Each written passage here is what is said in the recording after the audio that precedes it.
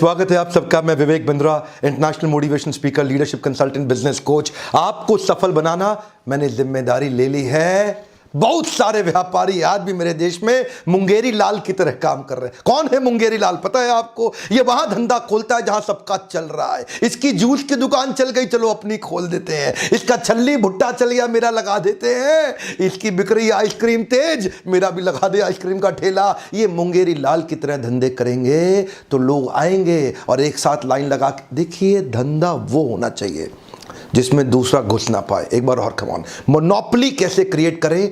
Create करेंगे entry barrier खड़ा करके। क्या होता है एंट्री बैरियर? आज कमाल का फॉर्मूला देने जा रहा हूं। हाईवे पे जाओ, एक कचौड़ी वाला चल जाता है, 50 और आ जाते हैं। एक मोमोज वाला चल जाता है, 50 और आ जाते हैं। एक छल्ली वाला चल जाता है, 50 और आ जाते हैं। क्या हो रहा है ये देश के अंदर? ऐसे धंधा किया जाता है। हमारे देश के व्यापारी सब मुंगेरी लाल बने हुए हैं। आज वही मुंगेरी लाल को बाहर निकालूंगा। मैं आपसे बात कर रहा हूं, ध्यान देना। व्यापार ऐसा करूं कि दूसरा घुस ना पाए। अपने बिजनेस को एक मोनोपोली अपनी मार्केट में कैसे क्रिएट जानना चाहते हैं? कुछ टिप्स देने जा रहा हूं। मेरा पहला टिप है, मैं जो आपके सामने टेक्निक्स दे रहा हूं उनको बोलते हैं एंट्री बैरियर। क्या कहते हैं? Entry barrier. अपने व्यापार को कुछ ऐसा बना दो कि दूसरा वाला पीछे से घुस ना पाए। ये देखिए, ये नीला समुद्र है, ये लाल समुद्र है। इधर सब के सब आपस में लड़ रहे हैं। इसने एक बैरियर क्रिएट किया, ये आगे निकल गया, बाकी पीछे रह गए। अपने व्यापार में आगे निकलना चाहते हो? सारे टिप्स देखना ध्यान से। ये आगे निकल गया, बाकी पीछे, आपस में एक दूसरे कट थ्रोट। क्या बोल रहे हैं? कट थ्रोट, एक दूसरे का गला काटने में लगे। क्या आपके साथ भी डिस्काउंट देना पड़ता है आपको?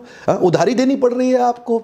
ये डिस्काउंट उधारी सब बंद। आज धंधा करेंगे कैश में, मुनाफा कमाएंगे मोटा। ध्यान दीजिए आगे कैसे निकलना है। मेरा पहला पॉइंट है इंटेलेक्चुअल प्रॉपर्टी प्रोटेक्शन। क्या अर्थ हुआ इसका? कोका कोला का एग्जाम्पल देते हैं आपको। कोका कोला क्या है? एक ऐसा सोल्यूशन सिरप बनाया है कोका कोला ने। अपनी कोल्ड ड्रिंक खुद नहीं बनाता, बॉटलर को बोलता है कार्बोनेटेड पानी मिलाओ, चीनी मिलाओ मेरे सिरप में। उसके सिरप के बारे में 1891 से शुरुआत करी, आज तक सिरप के बारे में किसी को नहीं पता, कि कोई जानता ही नहीं उसका सिरप कैसे। इसको क्या बोलते हैं? Trade secret. एक्चुअल फॉर्मूला आज तक कुछ ही गुमनाम लोगों को पता है, और वो गुमनाम कौन है? उनका कोई नाम नहीं, उनकी कोई पहचान नहीं। कर्नल सैंडर्स ने भी KFC के अंदर ऐसा ही ट्रेड सीक्रेट जनरेट किया अपनी सीक्रेट रेसिपी के साथ में। किसी को नहीं पता चलता, लेकिन बिजनेस बहुत स्केल अप कर दिया। क्या आपके बिजनेस में भी आप कुछ ऐसा कर सकते हैं जिससे एंट्री बैरियर जनरेट हो जाए? कुछ एग्जांपल आपके लिए तुरंत अप्लाई होंगे, कुछ आपको सोचने पड़ेंगे। मेरा अगला पॉइंट सुनिए, patent and licenses. Patent and licenses ये यूरोपियन अमेरिकन कंपनीज बहुत करती हैं। अच्छा, हमारे देश में भी कुछ मुंगेरी लाल, चवन्नी लाल उसको बना लेते हैं, लेकिन डर के मारे किसी को पता ना लग जाए, किसी को पता, धंधे में केवल अपने बेटे को बिठा लेते हैं। पेटेंट एंड लाइसेंसेस की मदद से धंधा बहुत स्केल अप हो सकता है। फार्मास्यूटिकल इंडस्ट्री में इसका बहुत इस्तेमाल किया जाता है। एक्चुअली ये ओनर को एक राइट देता है, जिस राइट के चलते कोई दूसरा कॉम्पिटिटर उस प्रोडक्ट को ना तो बना सकता है ना बेच सकता है। फार्मास्यूटिकल इंडस्ट्री के अंदर दो प्रकार की मेडिसिन बनती हैं, एक है जेनेरिक और दूसरी है मॉलिक्यूल। जेनेरिक मतलब जनरल, जो सबके पास है। मॉलिक्यूल मतलब आपने अपने R&D के अंदर वो स्पेसिफिक आइटम बना ली जिसका आपने पेटेंट ले लिया। अब 10 रुपए की आइटम आप 1000 रुपए की बेच रहे हैं, लेकिन कोई कंपटीशन घुस नहीं सकता। एंट्री बैरियर क्रिएट कर दिया। एंट्री बैरियर भी क्रिएट किए जा सकते हैं अगर आप छोटे छोटे R&D सेंटर बिल्ड कर ले अपनी कंपनी के अंदर, अपनी ऑर्गेनाइजेशन के अंदर। आपको लगता है मुश्किल, अभी सुनते रहिएगा।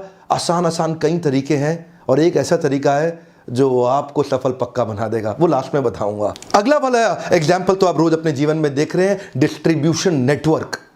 ये डिस्ट्रीब्यूशन नेटवर्क भी एंट्री बैरियर क्रिएट कर देता। जानना चाहते हैं कैसे?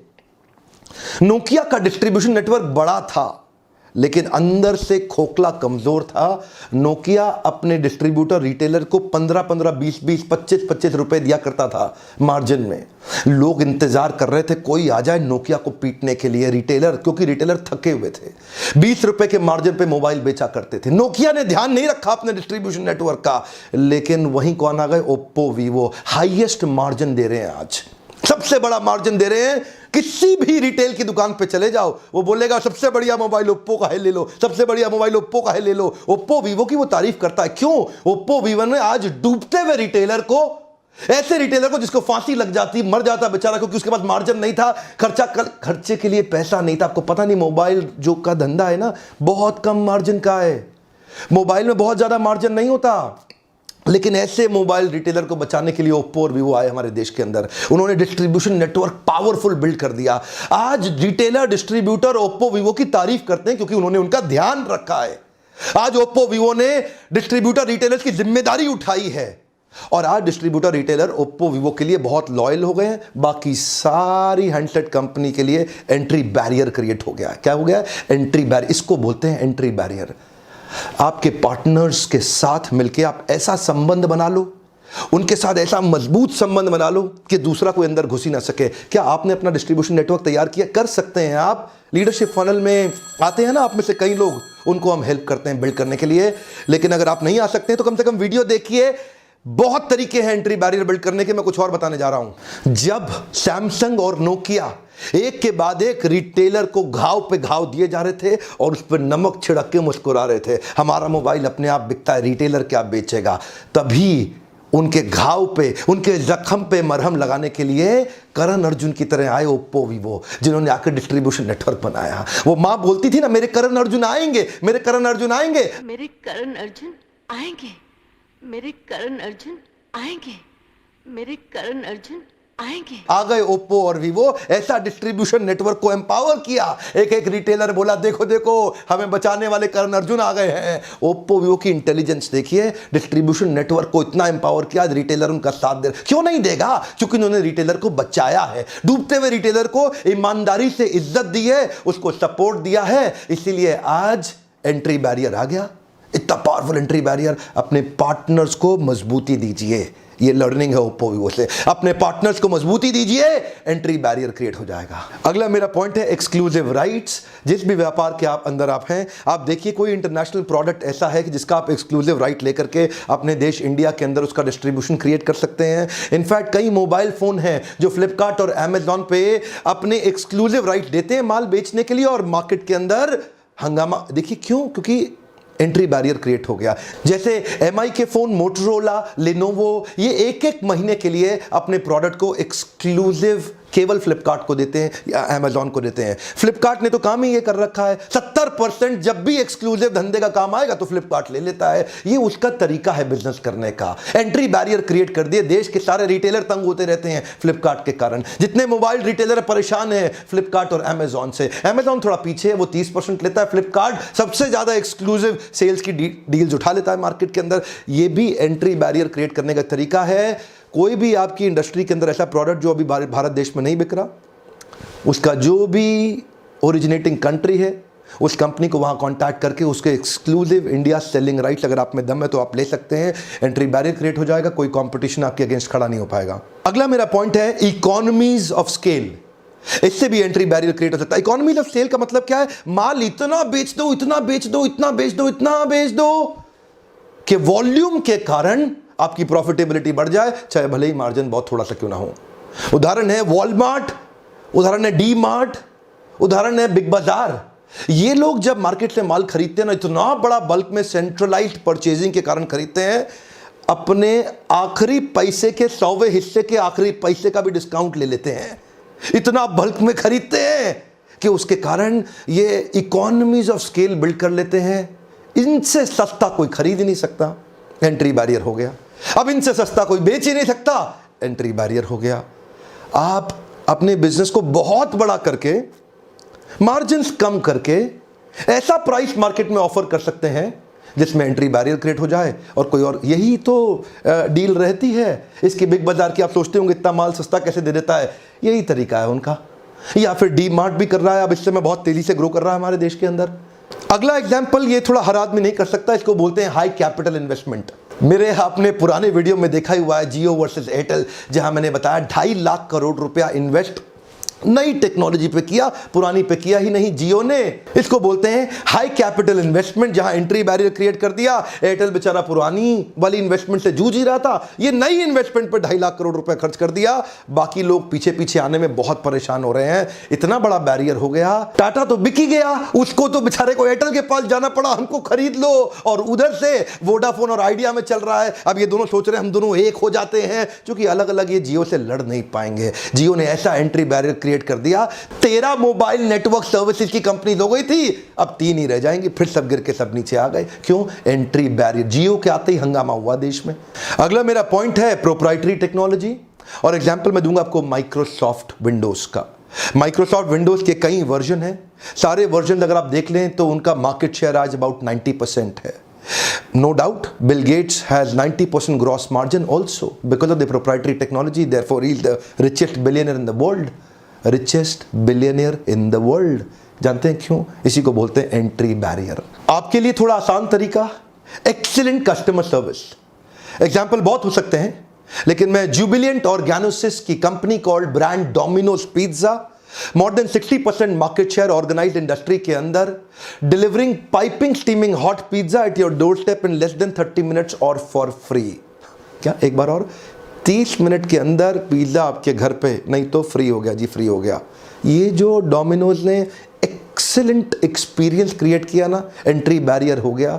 दोबारा कई पिज्जा वाले आए, आधे बंद हो गए और आधे सरवाइव करने के लिए सांस फुला रखे हैं, पिज्जा टाइम से पहुंचा नहीं पा रहे। इसको बोलते हैं एंट्री बैरियर। मेरा अगला एग्जांपल है ब्रांड इक्विटी। वैसे इसके ऊपर मैं 2 वीडियो ऑलरेडी डाल चुका हूं, पर एग्जांपल आज जो मैं आपको दूंगा वो है एमसील। एमसील एक्चुअली क्या है? ब्रांड का नाम है। एमसील प्रोडक्ट का नाम नहीं है। एक बार और, सिनोनिमस ब्रांडिंग का एग्जांपल है। देश का नमक टाटा, ठंडा मतलब कोका कोला, नूडल मतलब मैगी, एडहेसिव मतलब फेविकॉल। आज इतनी सारी सिनोनिमस ब्रांडिंग हो रखी है, उससे एंट्री बैरियर जनरेट हो जाता है। एमसील ने भी एंट्री बैरियर जनरेट कर दिया। एमसील होता क्या है? एक्चुअली प्रोडक्ट को बोलते हैं एपॉक्सी कंपाउंड, लेकिन प्रोडक्ट के बारे में किसी को नहीं पता। वो ब्रांड इतना पॉपुलर हो गया कि प्रोडक्ट एपॉक्सी कंपाउंड का नाम तक किसी को नहीं पता। एंट्री बैरियर हो गया। जिसको खरीदने की जरूरत पड़ेगी बोलता भैया एमसील देना, भैया एमसील देना। कभी नहीं बोलता एपॉक्सी कंपाउंड देना, भैया एमसील देना। एंट्री बैरियर हो गया बाकी सारे ब्रांड्स के लिए। आपने वो पुरानी एड देखी थी, जिसने देखी हंस हंस के लोटपोट हुआ था। क्या बोला? वो मोटा सा हट्टा कट्टा लड़का अपने पिता से बोलता है 2 जीरो और डालो, 2 जीरो वसीयत में और डाल दो। वो पिताजी की बेचारे शरीर छोड़ने ही वाले थे, लेकिन वो जीरो डलवाया जा रहा था नीचे साइन करा के। तभी एक बूंद टपकी और पहले का 1 मिट गया। एक टपकती बूंद आपकी जिंदगी खत्म कर सकती है। वहीं एमसील फेमस हो गया, एक एंट्री बैरियर क्रिएट हो गया। अगला मेरा पॉइंट है लॉयल्टी बियॉन्ड लॉजिक। और आपको पता है ना, मैं हर पॉइंट के पीछे केस स्टडी देता हूं। मेरे क्लाइंट्स हैं, अच्छा हमदर्द भी मेरा क्लाइंट है। हमने क्या देखा, हमदर्द के कुछ प्रोडक्ट थे जो हैदराबाद के अंदर इस्लाम प्रैक्टिस करने वाली कम्युनिटी के बीच में बड़े पॉपुलर थे। यूनानी प्रोडक्ट, और प्रोडक्ट भी बड़े शानदार थे। बीच में हुआ ऐसा कि हमदर्द की कंपनी के अंदर स्ट्राइक हो गई, शायद लेबर यूनियन से हुआ होगा, और वो प्रोडक्ट बनना नहीं। इतने में पीछे बैद्यनाथ ने तैयारी मारी, बैद्यनाथ लेके अपने प्रोडक्ट पहुंच गया। लो भाई हमदर्द तो है नहीं, मेरा ले लो, मेरा ले लो। लोगों ने लेना तो शुरू कर दिया, लेकिन जैसे ही हमदर्द वापस आई, लोगों ने बैद्यनाथ को फिर से भगा दिया और फिर से हमदर्द का प्रोडक्ट लेना शुरू कर दिया। इसको क्या बोलते हैं? Loyalty beyond logic. कुछ मार्केट के अंदर, कुछ रीजन के अंदर आप लॉयल्टी बियॉन्ड लॉजिक जनरेट कर सकते हैं। जैसे इस्लाम प्रैक्टिस करने वाले लोग हमदर्द में बहुत फेथ रखते हैं, वो लॉयल्टी बियॉन्ड लॉजिक है। बेचारा आया तो था बैद्यनाथ, लेकिन कुछ कर नहीं पाया। ध्यान दीजिएगा, रीजनल लॉयल्टी बियॉन्ड लॉजिक भी हो सकती है, जो मैंने पिछले वीडियो में बताया। राहुल गांधी की अमेठी के अंदर लॉयल्टी बियॉन्ड लॉजिक है। कोई भी आ जाओ, राहुल गांधी को अमेठी में हरा नहीं सकते। ऐसे कई उदाहरण हो सकते हैं, रीजनल हो, नेशनल हो। आपकी मार्केट के अंदर भी आप ऐसी सर्विस क्रिएट कर दो, लोग आपको लेके लॉयल हो जाएं। कोई भी आ जाए, आप ही से माल लेंगे, किसी और का लेंगे नहीं। ये एक एग्जाम्पल था केस स्टडी का। क्या आपके मन में कुछ सवाल आ रहे हैं कि ये आपके बिजनेस में कैसे इंप्लीमेंट होगा? अगर आप अपने बिजनेस में इंप्लीमेंट करना चाहते हैं तो इस पे मैं कुछ फ्रेमवर्क्स बना के देता हूं आपको लीडरशिप फनल प्रोग्राम में, जहां कस्टमाइज तरीके से आप उससे प्रश्न कर सकते हैं कि आपके बिजनेस के अंदर एंट्री बैरियर। देखो, अगर धंधा ऐसा करोगे जो हर आदमी कर रहा है तो डिस्काउंट भी देना पड़ेगा और उधारी भी देना पड़ेगा। कभी धंधे में पनप नहीं पाओगे।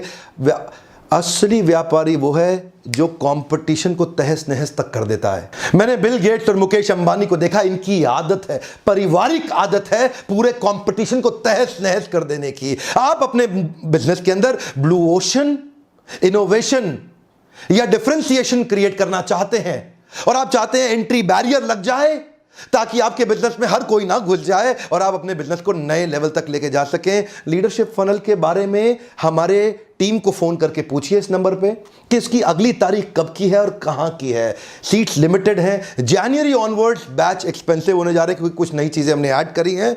अभी अगर बचे हुए नवंबर या दिसंबर के बैच में आप आते हैं तो आपको स्पेशल फायदा होगा। देखिए, एक बात तो आप जानते हैं, कुछ भी वीडियो क्यों ना हो, मैं कुछ ना कुछ केस स्टडी के माध्यम से ही उस वीडियो को समझाता हूं, टॉपिक को समझाता हूं। आज भी हर पॉइंट में आपने ध्यान दिया होगा, कोई ना कोई कंपनी का, कॉर्पोरेट का एग्जांपल और केस स्टडी देके उस पॉइंट को एक्सप्लेन किया। यही मेरी स्पेशलिटी है जिसके लिए आप हर बार आइए और इन पावरफुल वीडियोस को देखिए। आज का मेरा प्रश्न बड़ा सीधा सा है, अगला कौन सा केस स्टडी देखना चाहते हैं खुल के बताइए। कुछ मैं तुरंत बना देता हूं, कुछ को बनाने में समय ले रहा हूं। मैं जानना चाहता हूं मेरे व्यूअर्स के बीच में सबसे पॉपुलर केस स्टडी कौन से बनाने की डिजायर है, जो आप मुझे कम्युनिकेट करते हैं। सबसे ज्यादा वोट आप कौन सी पॉपुलर केस स्टडी को देना चाहेंगे, मैं नीचे जाके पढ़ूंगा। जो केस स्टडीज आपकी इच्छा हो, एक दूसरे के कमेंट पे भी आप कमेंट कर सकते हैं। और प्रयास मैं करूंगा तुरंत सबसे ज्यादा डिमांडेड केस स्टडीज पे अपना अगला वीडियो बनाने के लिए। मेरा पर्पस है मैं ऑथेंटिक एंटरप्रेन्योरशिप और कॉर्पोरेट लीडरशिप इस देश में बिल्ड करूं। अगर इस प्रकार के वीडियोस आपको पसंद है, तुरंत थम्स अप, लाइक दीजिए, मेरा भी उत्साह बढ़ता है। शेयर हर उस व्यापारी को करिए व्हाट्सएप ग्रुप में जिसको इस प्रकार के वीडियो से मदद। एक मैं रिक्वेस्ट कर रहा हूं, कुछ आपका नहीं लगना, यही शेयर का बटन है, व्हाट्सएप पे दबा दो और अलग अलग ग्रुप्स में डालो ताकि लोग इनको देख के उनका फायदा हो सके। हमारे देश के व्यापारियों का मेरा पार्टनर बनने के लिए, वीडियोस देखने के लिए आपका फिर से धन्यवाद।